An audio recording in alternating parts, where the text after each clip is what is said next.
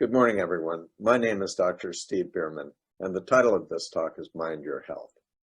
Throughout the day, you'll be hearing from a series of speakers talking about a variety of different subjects. And naturally, you'll be using your mind, your memory, your thoughts, your imagination, your wishes, perhaps, your hopes. You'll be using your mind to take in and understand the information they are conveying, hopefully including this talk as well.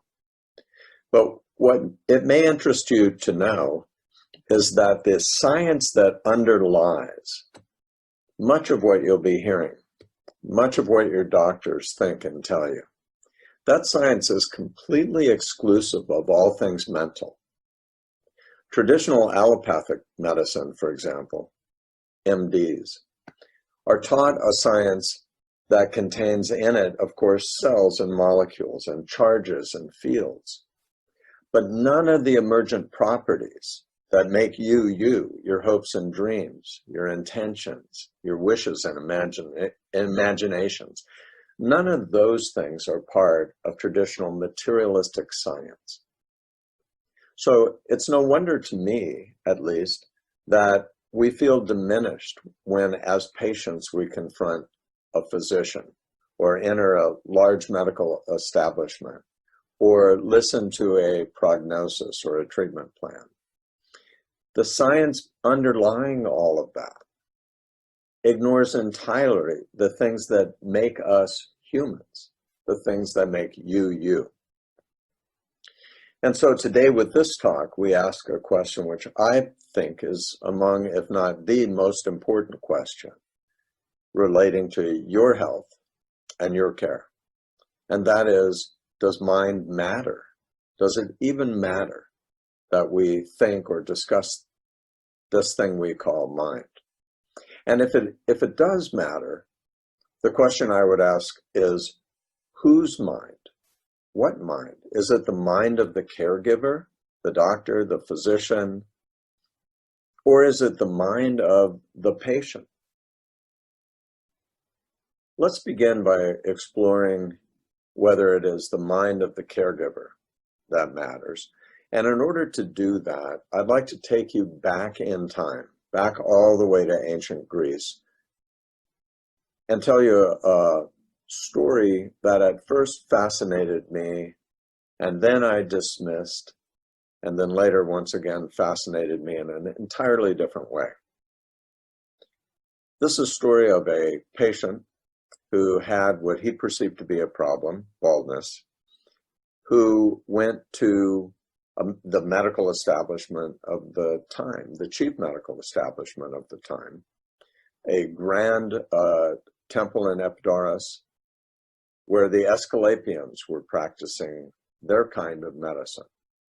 And on a large stone outside that temple is written an account not only of this particular patient, but of many patients who went to the Aesculapian temple for a traditional healing ritual.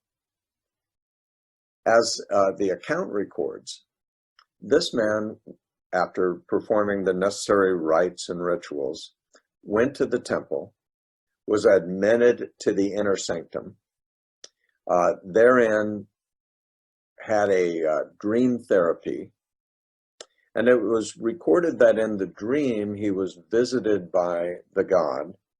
His head was anointed, and when he woke, as he left the temple, he was growing hair. Now, I imagine most of you react initially as I did to that. Quaint little superstition, highly unlikely it actually occurred, but a good advertisement nonetheless by the Aesculapians. Now, I'd ask you to bear that in mind while I tell you another story that casts the story of the bald man in an Aesculapian temple in an entirely different light, and also bears deeply on our question of whether the mind of the caregiver matters. Years ago, I examined a man in the emergency room at Scripps Encinitas who had bronchitis. And as I lifted his shirt to auscultate his breath sounds from behind, I noticed that he had far more hair than I'd ever seen on any man's back before. There was virtually no skin apparent. And I asked him, is that natural or is something going on here? Have you always been like this? He said, oh, no, doc. No, not at all. I'm on this drug minoxidil for my blood pressure. And as you may know, one of the side effects is hirsutism, hair growth. Well, you can imagine that in that man, it was problematic. Amongst the women who were taking minoxidil, I'm sure it was a lot more than problematic. And in fact, Upjohn, the company that was manufacturing it at the time, had numerous lawsuits already filed and a whole lot more coming. And so there was a crisis in the company. Now, someone smart in the company said, well, wait a minute. We may be able to pull ourselves out of this. What we need to do is we need to run a placebo-controlled trial and test whether minoxidil applied topically is better than a placebo, just the vehicle they call it, for hair growth. And that's exactly what they did. They undertook this very elaborate, very precise placebo-controlled trial where they had a vehicle, not dissimilar, I should say, from what the old barbers called snake oil. And in it, on the testing side, they put minoxidil, on the control side, nothing. And it was quite remarkable because what happened was twofold. One, the results showed that, in fact, minoxidil did cause hair growth. And that product went on to be called Rogaine and became a multi-billion-dollar market for the company. But it also saved the company from financial ruin. To me, and I hope to you, what actually is more interesting than the minoxidil outcome was the placebo outcome. Now, this study was done twice, and in both times the results were virtually the same. In the first study, 34% of the patients who had the snake oil, let's call it only, grew hair. And in the second time it was run, it was something on the order of 36%. But think what we've just shown. Think what we've just shown. There was nothing whatsoever in the control group vehicle that could actively have caused hair growth. But there was something, wasn't there? There was the suggestion by the physician who was administering the test that if you get the active stuff, then you will grow hair. And that suggestion carried tremendous weight. No simple thing, because the simple idea promoted by that physician went somehow into the cells themselves and de-repressed the protein production that was necessary for hair growth, all the way down into the tiny machinery of the cell itself. You think about that and think back to the Asclepian temple, and you realize that it's not such a quaint superstition anymore. There may be a kernel of truth in there that's incredibly important for your health and mine. Now, let me tell you the other side of that story, because this is also important. This is critically important, and it will bear deeply on what I end up suggesting to you are ways in which you can use your mind to sustain and promote your health. This next study comes from the World Journal of Surgery in the year 1980. And it was a cancer treatment trial for patients with gastric carcinoma. The test groups were divided into three. Group 1 got one form of treatment, Group 2 got another form of treatment, and Group 3 got placebo. And here's what happened. They were all told the same thing. They were told that this is a placebo-controlled trial. You may or may not be getting the active agent. If you do get the active agent, there's a very high probability you will lose your hair. So think about this for a minute. This is the physician in charge of a very important, critically important, perhaps even life-saving placebo-controlled clinical trial. And he's telling patients that if you get the drug, then you will lose your hair. And once again, the results were fascinating, but not so much in the way you might have thought. The first two groups responded somewhat favorably to the chemotherapeutic treatment. And over time, that was worked out. The third group, remember, was the placebo group. And here's something fascinating happened. Here, 1/3 of the patients, very close if you'll remember to the percentage of patients in the minoxidil study who grew hair. In this World Journal of Surgery study, 30% of the patients lost hair in the placebo group. Now let's think about this. It's very common for people to say, oh, well, this has to do with belief. But no, this doesn't have to do with belief. The patients don't know if they're getting the drug or the placebo. So at best, their belief is somewhat eroded by doubt that they know they're in a randomized controlled study. There's at least a reasonable chance they're getting the placebo, and in their view, that would mean no hair loss. So it's not about belief. What is being said to them is that if you get this active drug, then you will lose your hair by an authority. Just as in the minoxidil study, they were being instructed by an authority, just as the Asclepian priest represented this towering authority. Now, let's pause for a sec and think about this. It's a very, very important concept. And it has a lot to do with what happens in the general medical setting when patients feel helpless and dependent. When I say authority, I'm not talking about the authority of a school teacher or a policeman or something like that on a social level. I'm talking about something far more primordial, something far more hardwired and instinctual. I'm talking about the authority of, say, a parent over an absolutely helpless newborn.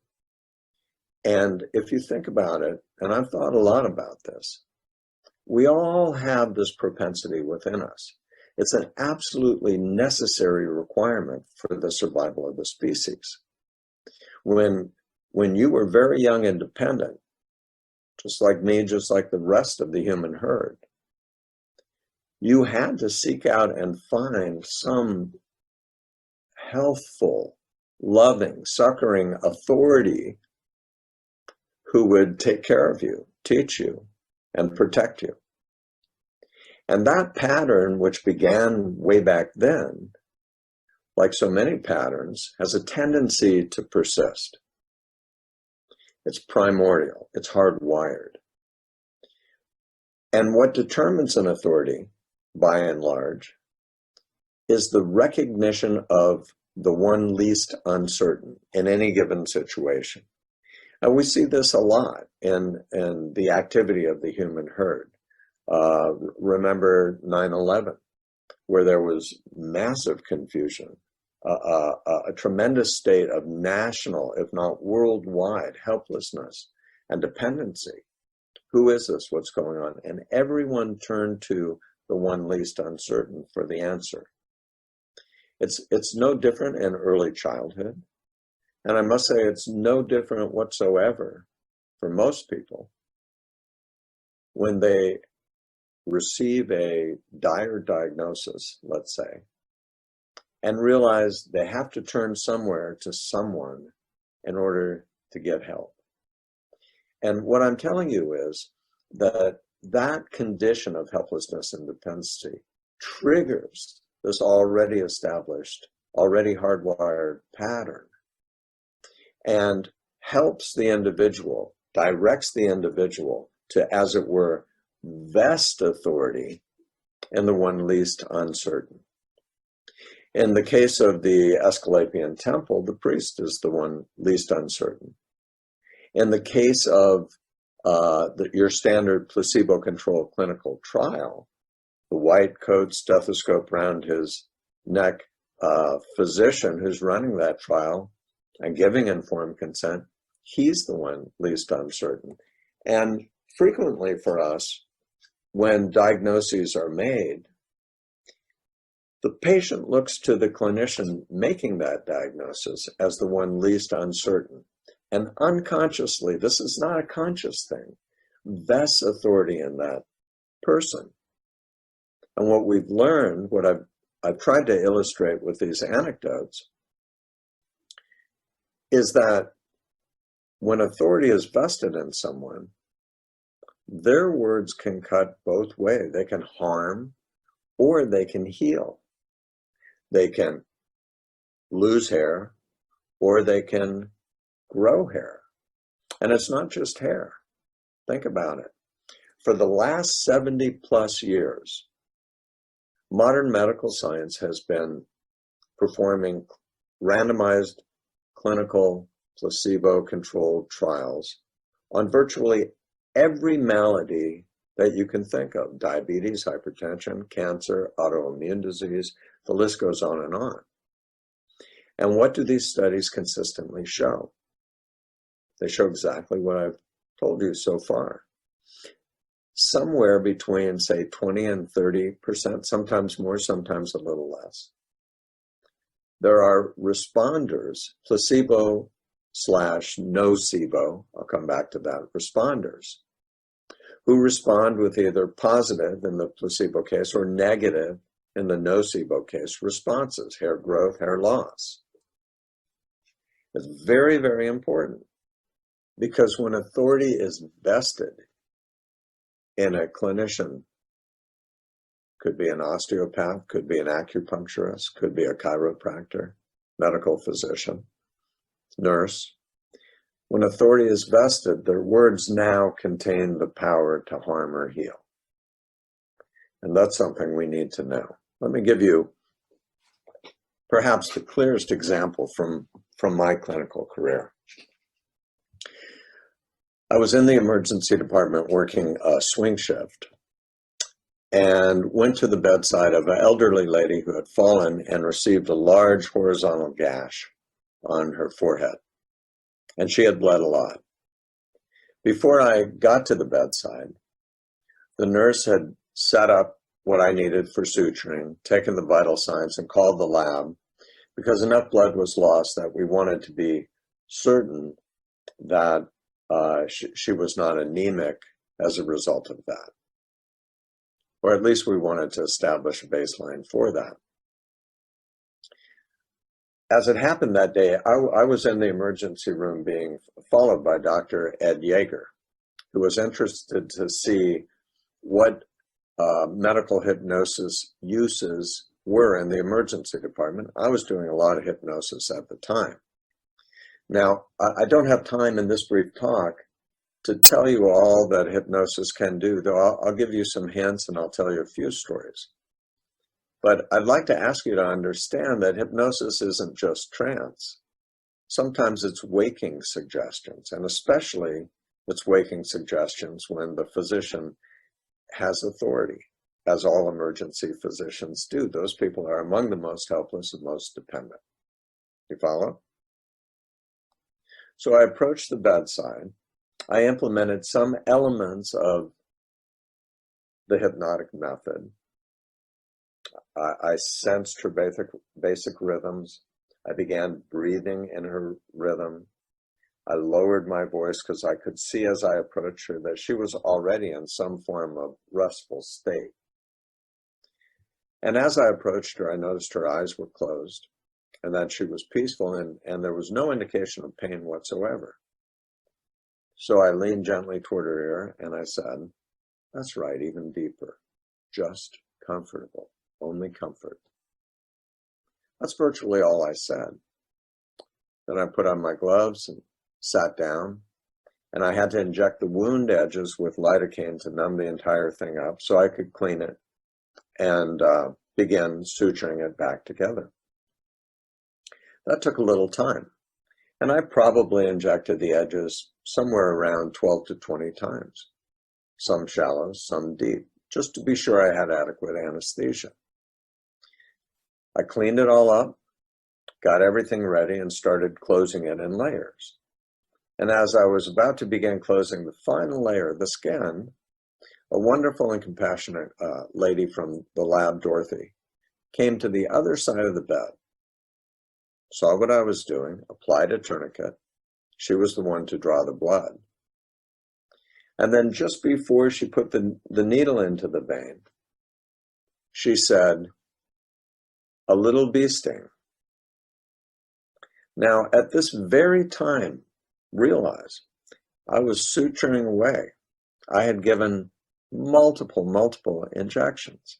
And yet, the instant that Dorothy put that needle in the vein, suddenly the patient's eyes opened. She screamed loudly and jackknifed up in the bed, much to everyone's amazement and in dismay. I leaned forward and said, "Even more comfortable. You can go right back to where you were and enjoy it." And she settled down and we finished the case. This lady had unconsciously, and it's always an unconscious vesting, she had unconsciously vested her vested authority in anyone out there, anyone who was in the medical establishment. And so Dorothy's words had authority, and Dorothy's prediction that something negative would happen was in fact a self-fulfilling prophecy. Words matter. The mind of the caregiver matters, provided they've been vested with authority. And so we arrive at lesson 1 in this talk. Lesson 1, do not vest authority in your caregivers. Don't make that mistake. It's not necessary that you allow that to happen. And you have to consciously intervene. You have to consciously prohibit yourself and bridle back from doing so. Your caregivers, you need to know, while they're experts in a given field, are never experts in you.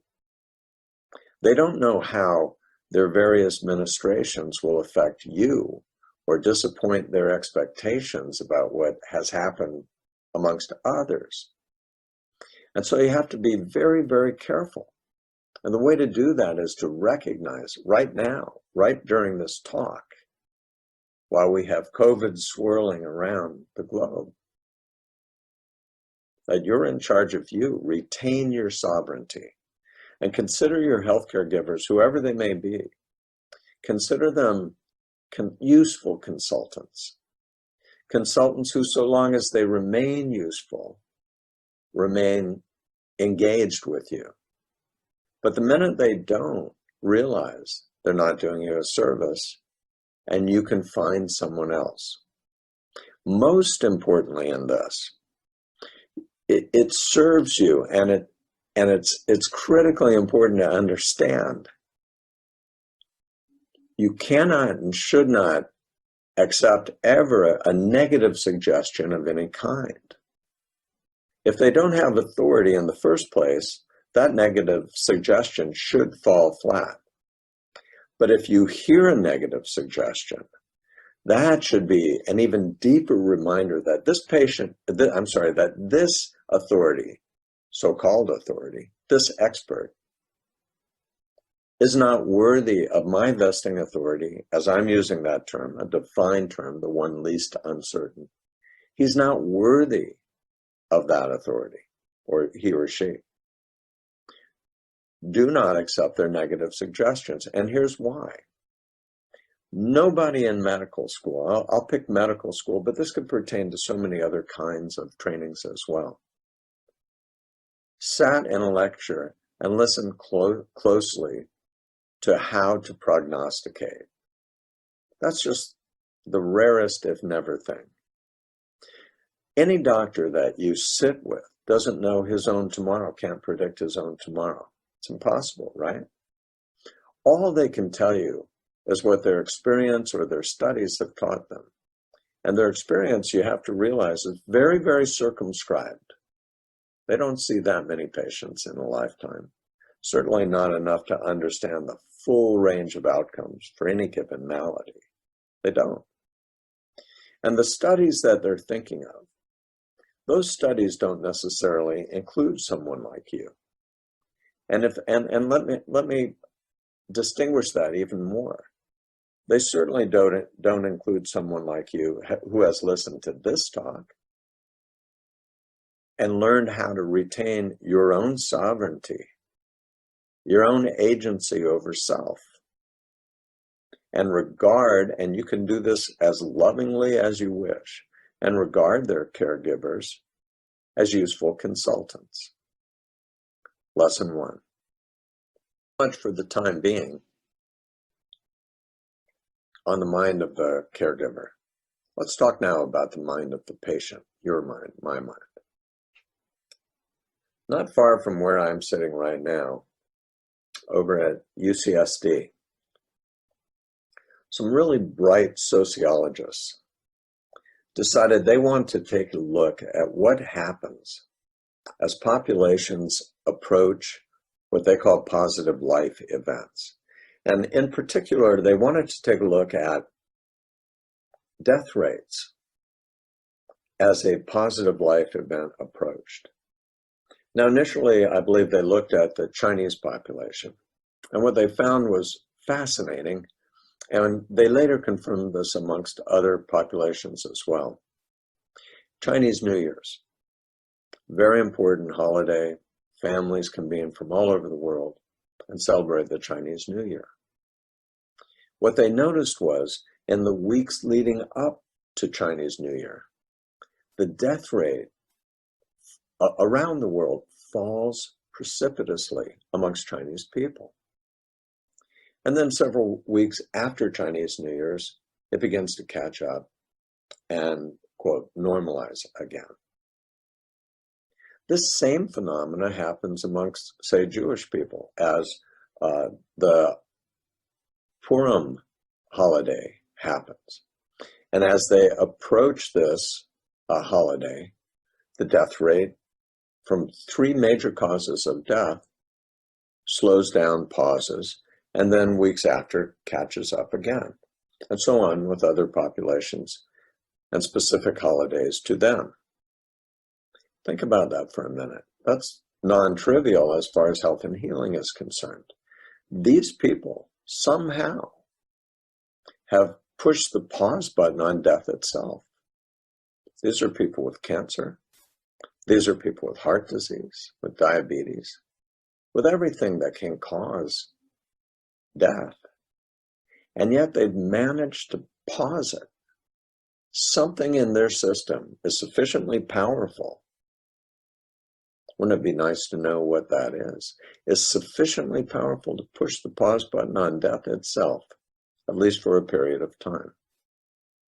Remember, we're talking about the mind of the patient. Let's take another common occurrence. Remember, in childhood, I think most of us have had 1 or 2 or more incidents of this. Remember in childhood, when there was something out there at school or after school that we really did not want to confront. It could have been an oral report.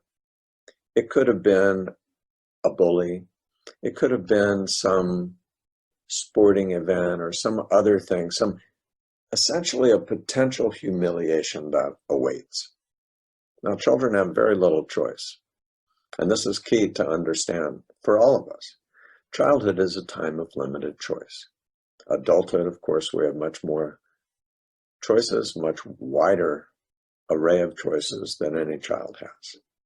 That seems so simple, but it's so important to health and healing. It is worth noting. The child doesn't want to go to school, let's say. Something terrible might happen, an embarrassment, a bad grade, confrontation. And so they wake up surprised the next morning, pleasantly surprised, to discover that they have a tummy ache or a fever or some other ailment that their parents can't say no to, that the child has to stay home with. Think about that for a second. The idea that I have to get out of this situation, I must find a way in amongst the limited choices that one has as a child, causes an illness. Well, almost everyone I've ever talked to over decades has said, oh yeah, I had one of those. That was something I experienced. Yeah, I remember that. But do you remember this? When that event passed, that potential humiliation, whatever it was, most children don't stay sick. They don't go down the slippery slope, thank God. In fact, they get well. Now, there's an important lesson in that, isn't there? Of course, the door can swing one way toward illness. With that retreat into illness wish, I've got to get out of this, no matter what. But what's important, most important for us to understand, is that the opposite wish, the wish to get well, also has power, also exerts itself through the body. And lo and behold, you get well. Once again, we're seeing that the idea, this mental event, this phenomenon that's excluded entirely from physical science, has the power to both harm and heal. And that's an extraordinary thing. Now, I was about 8 or 10 years into my practice as an emergency physician at Scripps Encinitas Hospital when I realized there was one important question that I hadn't been taught to ask in medical school, that once the diagnosis was established, became in essence the most important question a physician or caregiver could ask. And that is, why today? Think about this for a second. A man comes in, say he's a 58-year-old man with a heart attack, and I spend whatever time is required stabilizing him, relieving his pain, getting things squared away, making sure he's okay. And then there's a little downtime usually, a little downtime between the diagnosis and treatment and his being shipped off to the ICU. So if time permits, I go to this man and I say, you know, you could have had that heart attack a week or two ago, or you could have had that a week from now, 2 weeks, 3, a year from now. It's curious, isn't it? I know you won't know the answer to this. Listen closely, by the way, to how I ask this question. I know you won't know, by which I'm signaling a cognitive knowledge, right? But if you had to guess, and when I say guess, what I'm really doing there is I'm conjuring, coaxing his unconscious to enter in and give me the answer. If you had to guess, why today? Why today? Now, I could give you hundreds and hundreds, if not thousands, of why today answers. Catalog those for you. And I do catalog a couple dozen in my book. But let me just give you 3 or 4 today to give you a sense of how this works. The first person I tried that on was a happily married 44-year-old gentleman with left testicular pain. I did the examination and I found that the structure above the testicle, which is called the epididymis, was tender and inflamed. And that all the other labs and everything else that was appropriate to that diagnosis were normal. So I referred him to urologist, treated him for pain relief, gave him an antibiotic. The potential causes are myriad, and that wasn't going to be settled in the emergency department. And things were cooking in the ER. I had to get going quickly. But I had thought of this question. I actually was provoked to ask this question by a brilliant essay I had read in Johns Hopkins journal. And I thought I'd try it out. Why today? And he looked over at me like I was some kind of a nut, and he said, well, I don't know. You're the doctor. Why today? I said, no, I don't know and you don't know. We're not going to know. But if you had to guess. And he was messing with his pants and his belt and getting everything, putting everything together. And I thought, this is never going to work. Why am I wasting my time? I got patience. But just before I left, he turned to me and he said, yeah, I don't know, Doc, but is this going to interfere, do you think, with the vasectomy I have scheduled tomorrow? My wife really wants me to get it, and I'm not so keen on it myself. Boom, there's your answer. An appendicitis patient who I knew quite well, a friend of mine, got her all squared away. She's going off. Candace, why today?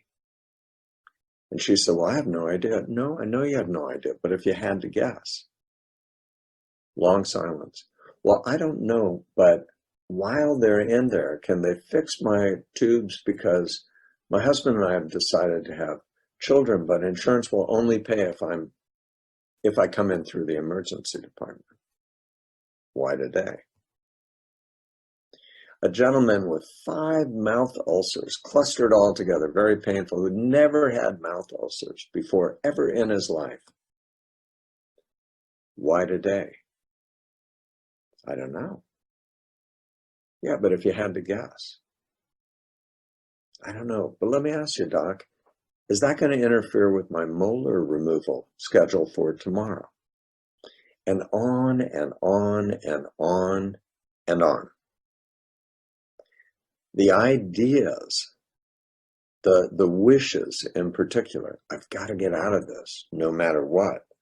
I have to find a way to escape this, to retreat into illness, etc. Those ideas of the patient, not always, but often feature prominently as a contributory cause, part of the etiology of their disease. In fact, when you break it down, these unhealthy wishes, in my experience at least, are common contributory factors, and they often come in the form of no matter what wishes, or retreat into illness wishes, or guilt. Now, guilt is a little more complicated, and we're not going to go deep into it, but this is an important thing for you all to know too, I think. In many religious systems, guilt is not just the regret or shame one feels for having done something they think is wrong. It has another component, and that component is punishment, retribution. And so that's actually a wish for something bad to happen. And when that wish gets crystallized and formulated in the volitional system of a patient, it's often a powerful contributory cause, in my experience, to illness. Again, I don't have time to run the list, but I've seen numerous patients. Once I had 5 patients in a row come to the office, my medical hypnosis practice, with guilt-engendered illnesses, cancer, arthritis, auto-immunity, the whole gamut, which if you think about it, and again, I say in certain systems, not all, is part of a deep-seated wish for punishment. Now, it's not only wishes, the ideas that can contribute to illness, that can be part of the why today answer, but it's also a thing I call dangerous identifications. Dangerous identifications are another kind of idea people can carry that can contribute to illness. And it's very, very important to be aware of that and to do one's very best at avoiding it. Let me give you an example. I recently saw a patient who, and unfortunately it took me a little longer than it should have to get this diagnosis, but I saw a patient who had fallen into real despair. He was a very despondent, depressed gentleman. And it was really unclear. He had a series of mishaps, but they were mishaps most people could have run with in one way or another without falling into an almost psychotic depression. But unfortunately, he had. And I had to, after listening to everything, I had to go back and ask him, tell me about your father. Tell me what his life pattern was. Now, it's important for you to understand the details don't matter when we're talking about dangerous identifications.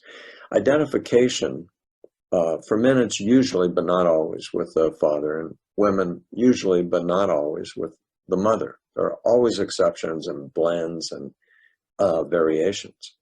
But in this case, I learned that this man's father, when he was in his mid-60s, had a financial misfortune, lost a great deal of money, also had a motor vehicle accident shortly after that, fallen into depression, and actually committed suicide. And it was especially important in this case because the patient I was seeing had been swindled by a business partner, lost a tremendous amount of money, had a motorcycle accident following that, and now was seeing me for this horrible depression. And that's what I call a dangerous identification. He was clearly sliding down his father's slope. Now, this is something common to all mammals. Monkey see, monkey do. We imitate. And we imitate, without going into much detail, we imitate a lot more than we think. Too much is attributed to genetics, and too much is attributed to other causes, and too little to our imitative propensity, in my opinion. But once it was known by me that he was on the sliding slope that his father had taken, it was relatively easy to point out that this is a slope that the front face of which was necessary. I mean, parents have to teach children how to survive, how to relate to themselves, to a spouse or loved one, to the world. That's the job. But at some point when our reasoning and our volitional capacity reach the point where they can free us from that, then we can begin to make adult choices. And so dangerous identifications generally happen without the patient being aware that they're on this prescribed path. And that while that path may have served, and frequently does, in the early stages of life, it's not a prescription forever. None of us have to be what our parents prescribed, of course. And so these ideas, to encapsulate this, unhealthy wishes, including retreat into illness, no matter what, and guilt, and dangerous identifications, even if we had great parents, some lessons, some imitative lessons, may be ones we wish to forgo. These ideas of the patient also matter too, and lead us to lesson number 2, very important one. Be careful what you wish. Be careful what you wish, and beware of dangerous identifications. Now, here we are in COVID times, and you are about to hear a host of different talks about what you can do to enliven life and sustain health and protect yourself. But I already know this about some of you who are listening. This COVID thing is tough. It's enforced isolation. It's changed our social patterns. It's made things very difficult. And a lot of people out there are beginning to say, to hell with it. I wish I could just get it over with. I wish I could just have it and be done with it. Be careful what you wish. Be careful what you wish. There's another wish that's far better if you're starting to get tired of social isolation. I'll just give you some examples of how this plays into some of the most important things that you may be doing right now. You can wish for the positive outcome. You can see yourself a year or 2 or 3 from now, playing with your children or your grandchildren or your friends, or even perhaps alone listening to some beautiful music or reading a wonderful book that you had always hoped you'd have time to read, but never got to. Healthy and well. Having, in fact, the antibodies of COVID, but having had a subclinical experience. This is very, very important. And let me tell you where it comes from, at least in my knowledge base. Years ago, outside of London, there was an institute, a cold institute for the study of the common cold. This was written about by a wonderful doctor, Atul Gawande, back in, I think it was 2002 in the New Yorker. And you can find that article, it's fascinating. What they would do is they'd invite people to this beautiful estate for a vacation, free vacation. All you had to do is upon arriving there, receive an inoculation of a common cold virus, a rhinovirus. They'd put the cold virus right in your nose, and then you were free to go. And they'd subject you to sometimes various conditions, sometimes not. But what I found most fascinating in reading about this, was that somewhere between, I don't remember the exact statistics, but between 20 and 40% of people perhaps just like you, experience what they call subclinical infections, and what you hear today called asymptomatic infections, subclinical. In other words, you get the treat of the antibodies. And what a wonderful treat that is, protection. But you don't experience any of the symptomatology at all. Isn't that a better wish for whatever might ail you? Think about that. So up to this point, we've talked about the mind of the caregiver and how what he or she says can harm or heal. And we've talked about the mind of the patient, the person, and how the mind of the person can help or harm as well. I want to give you one example from my experience that kind of puts this together in a way, but it also creates a new model, a new paradigm for health and healing, and will lead us to our final lessons and how to mind your health. This is a story about a surgeon named Gene. Gene was a surgeon on staff at Scripps Encinitas when I was. And he was a gruff and surly dude, and not a particular friend, I'd say. But his wife had called me and told me his story, and I agreed that I would see him a maximum of 4 times in the office. And so he thundered in and exclaimed at the very outset, first words out of his mouth, "This is bullshit." And then proceeded to tell me his story. Now, the story was sad. If you think about it, here's a surgeon who relies entirely upon his hands, not only for his livelihood, but also for his sense of self. And what had happened to him was that the hands had become covered, top and bottom, with warts. Not a few warts here and a few warts there. Hundreds of oozing warts. And the staff was so concerned that they were thinking about revoking his surgical privileges. And in the meantime, he was double and triple gloving in order to perform surgeries. So this is a horrible circumstance. Now, on the side, it might help you to know that every hypnotherapist in the world loves to treat warts because, I don't know, it seems almost impossible not to be successful. And which is why I thought I'd take the case. Plus, he was on staff, and there was a sense of brotherhood there. But remember what I told you at the beginning of the talk. Medical science today considers mind to have nothing to do with illness whatsoever.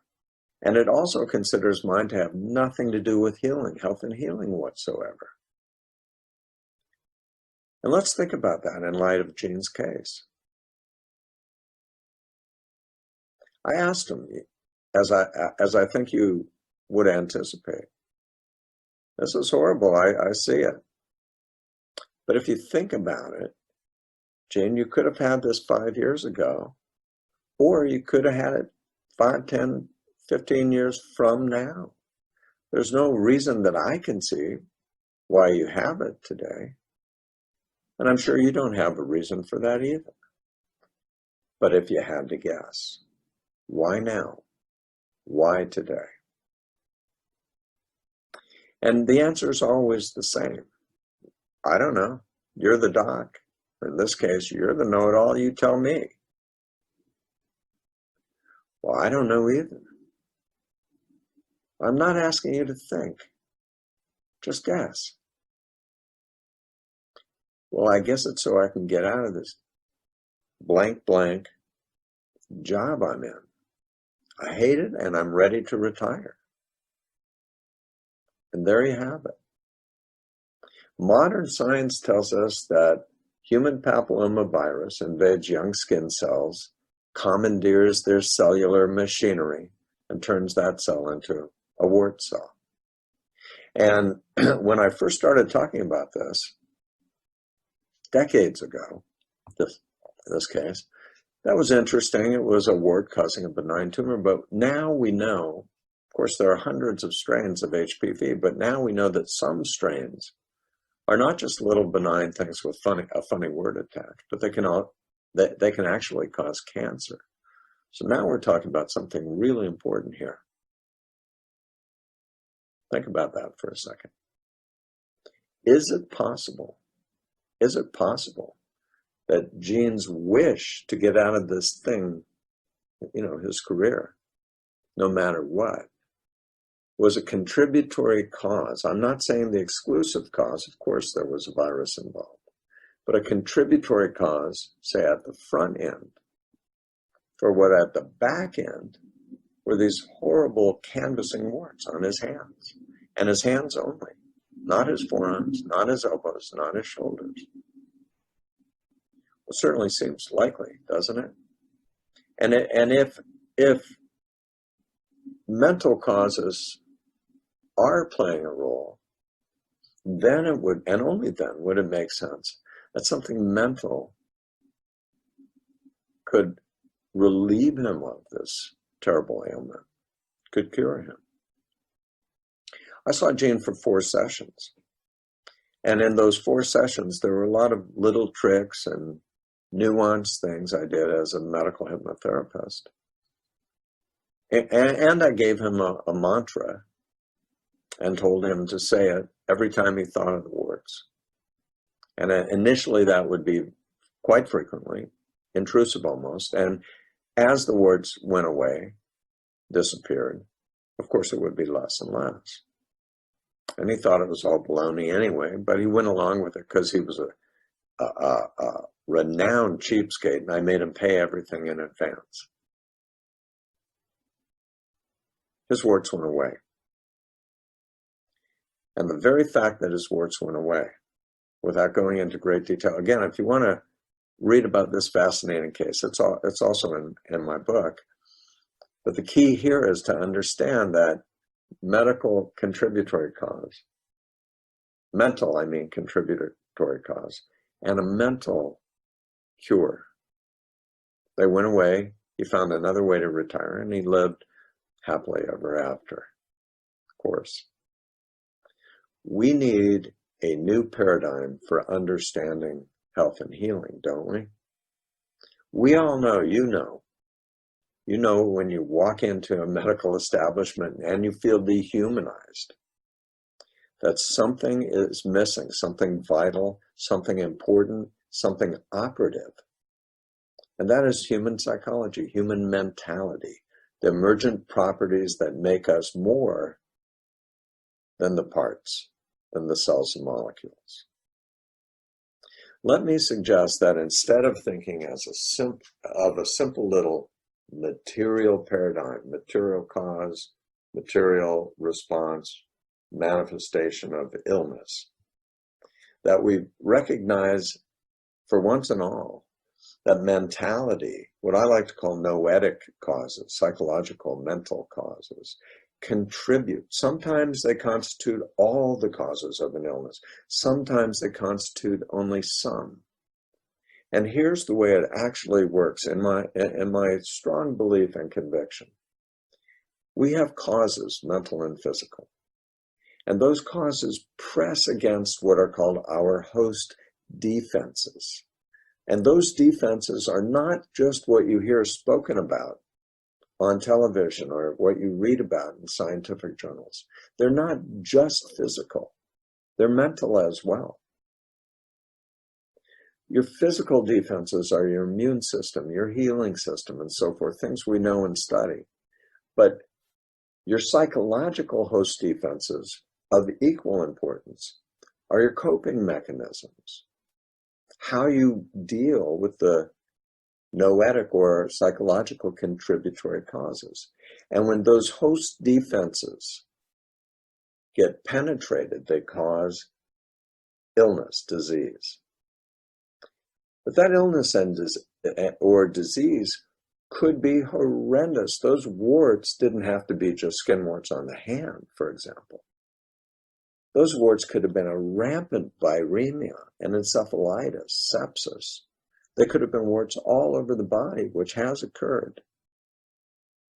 But they weren't, because on the other end of this continuum, we confront once again host defenses, which limit those, in this case, warts, to simply hand warts and some social sense of dejection and depression. That was his syndrome, his signs and symptoms. Let me say it again so you have a sense of this. In the causal zone, we have causes, mental and physical. They confront our host defenses. Very, very important. I'm going to explain why in a minute. And if those are weak, or if they're bombarded, buffeted so much by a variety of causes, they give way and disease manifests.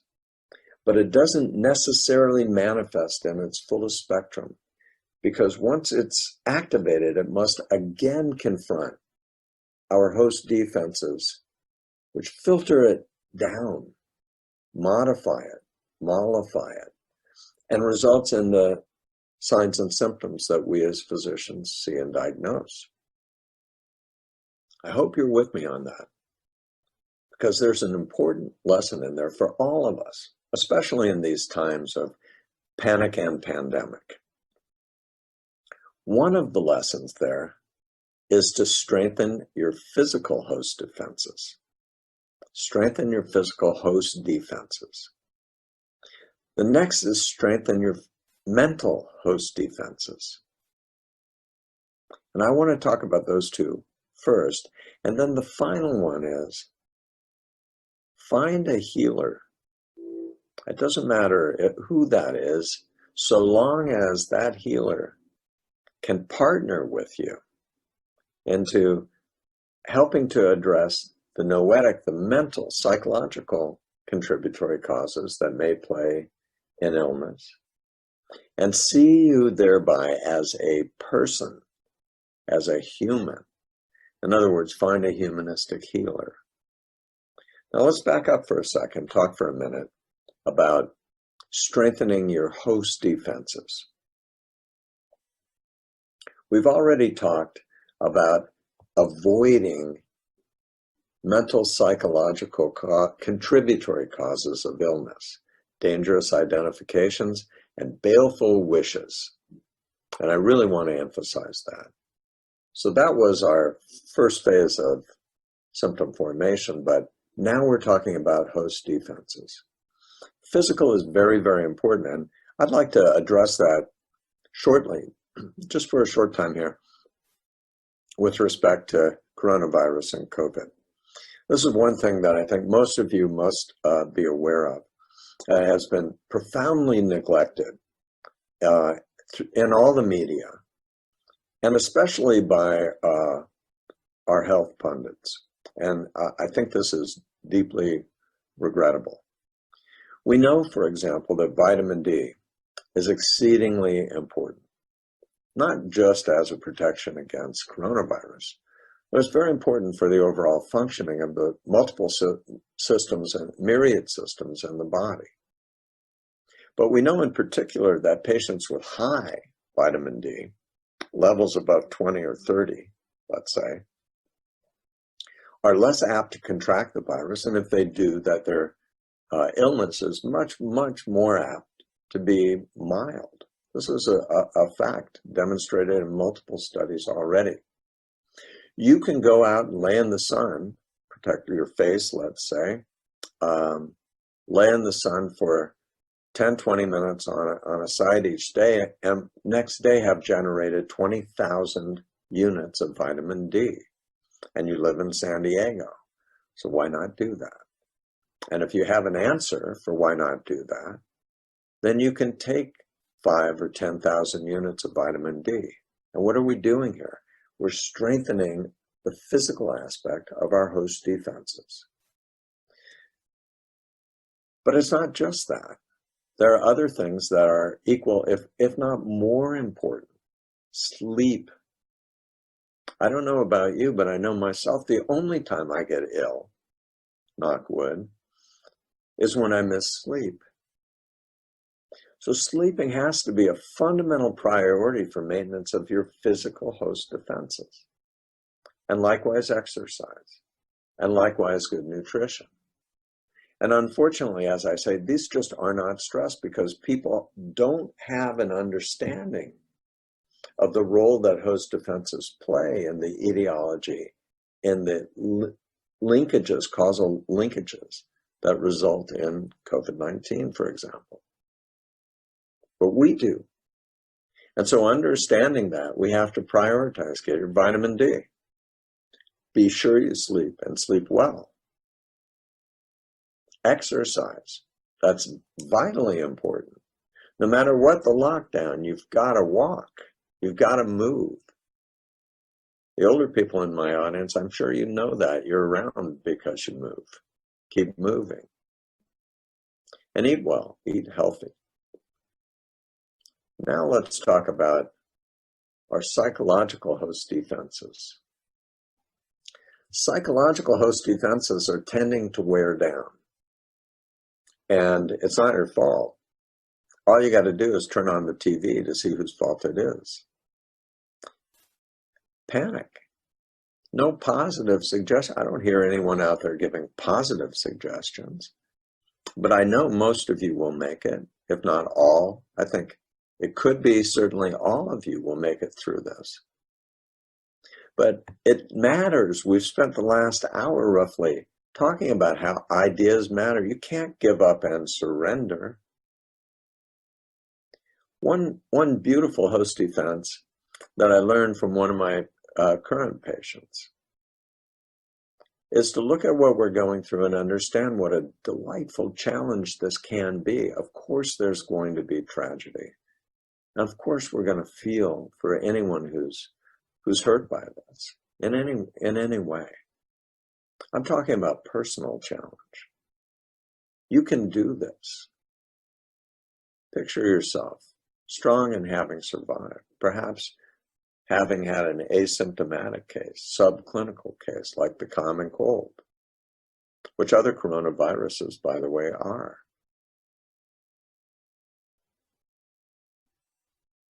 Preventing unhealthy wishes from penetrating those host defenses and being certain you have no dangerous associations, those too contribute.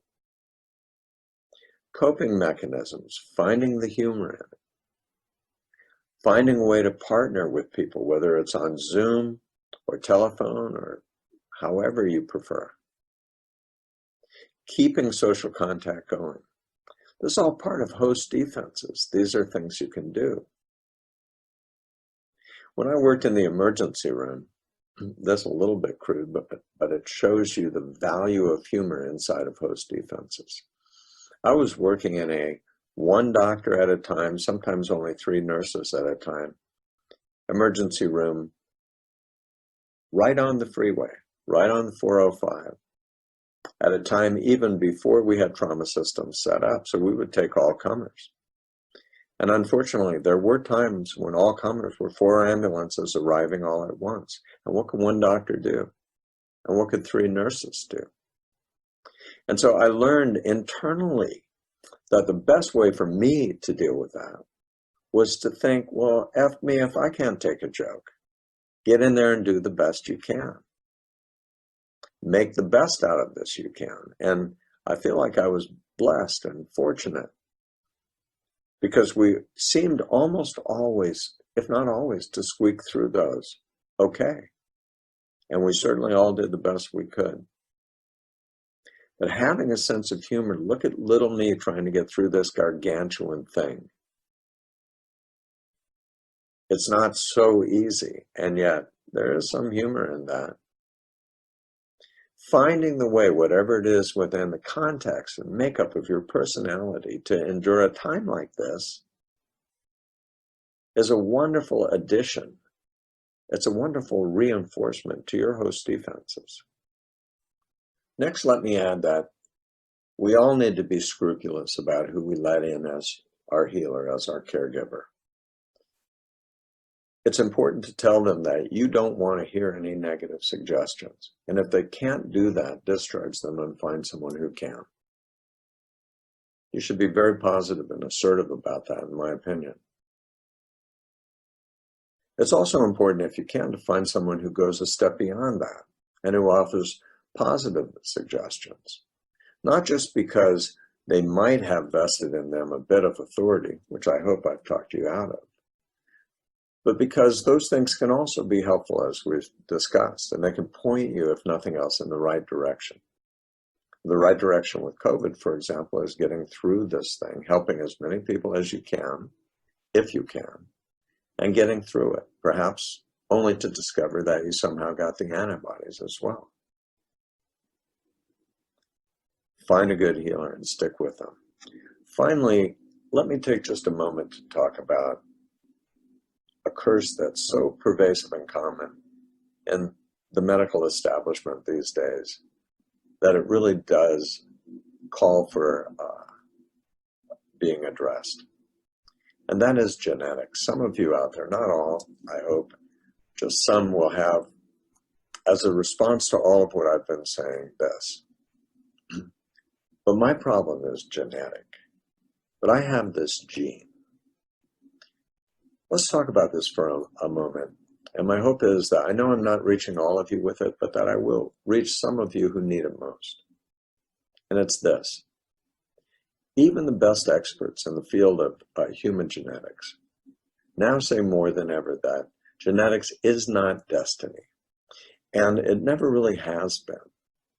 Ever since the beginning, we've known that genes have what's called variable penetrance. That while some people may have the exact same gene as others, it penetrates differently. Some get the manifestation, some get a portion of the manifestation, others get just a piece of it. Others nothing at all.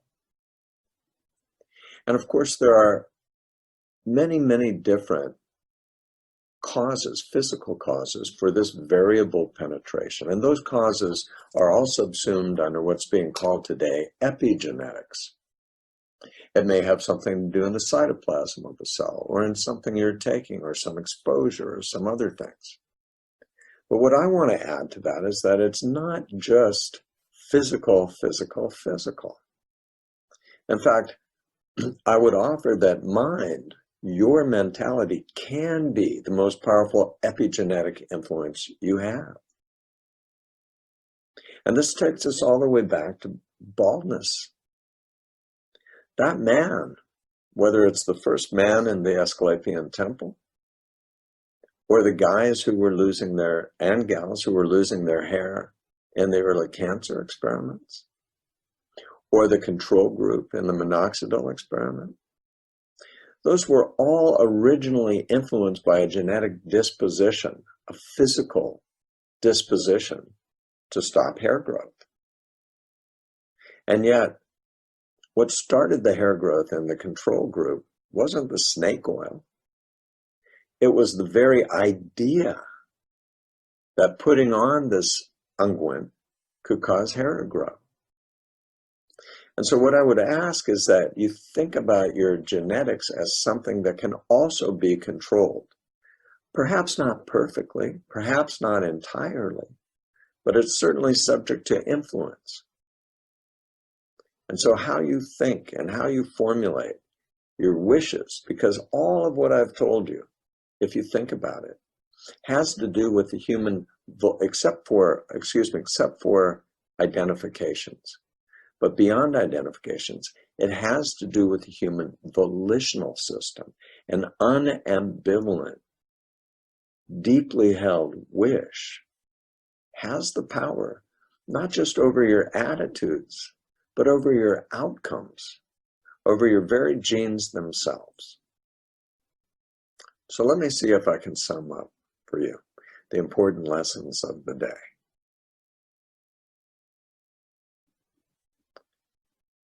The first lesson, and in many ways the most important, is retain your personal sovereignty in matters of health. Retain agency over yourself and your body. And use your caregivers as useful consultants. Don't vest them with what I'm calling authority. The second is to unfasten or sever, if you will, dangerous identifications.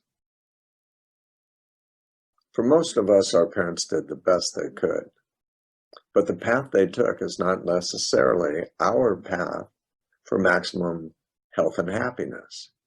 And recognizing that and insisting now on choice helps a lot of people along the way avoiding the pitfalls that were pre-programmed. 3, rid yourself, if you have any, of unhealthy wishes. You never want to wish no matter what. I want this no matter what, because no matter what could go good or bad. But also inspect for guilt. And if you can, get rid of it. And if you can't, find someone who can help you to get rid of it. And it may surprise you, there are a lot of people out there, friends, priests, rabbis, caregivers of all sorts who can help with that. But number 3, be careful what you wish and rid yourself of unhelpful wishes. Number 4, insist deep inside yourself on positive outcomes, on health and comfort. COVID is a difficult thing that we're dealing with, but you can get through it. You can get through it healthy. You can get through it healthy, perhaps even with antibodies. And that's an important thing, not only for you to know, but for you to tell yourself in the deepest way you can. 5, and finally, understand that the sequence leading to illness, to disease expression, entails on the front end and back end the strength of your host defenses. And so don't neglect them no matter what they say. Your host defenses don't only need a vaccine to happen someday in the future. You can do a lot right now to strengthen your physical host defenses with adequate rest and sleep, exercise, a healthy diet, vitamin D. You can do that now. And to strengthen your psychological host defenses with humor and determination and a resolution to only healthy solutions for the problems you face. Only healthy solutions. And if you take all of these measures in total, then you defy the tiny truncated scheme material science presently offers us, which of course has to be wrong, has to be incomplete. And you become what I hope and think we all should become, a whole person, retaining your sovereignty, insisting on your health, and getting through this thing with the rest of us in a healthy and comfortable way. Mind your health. That's my message to you this morning. I hope you enjoyed it.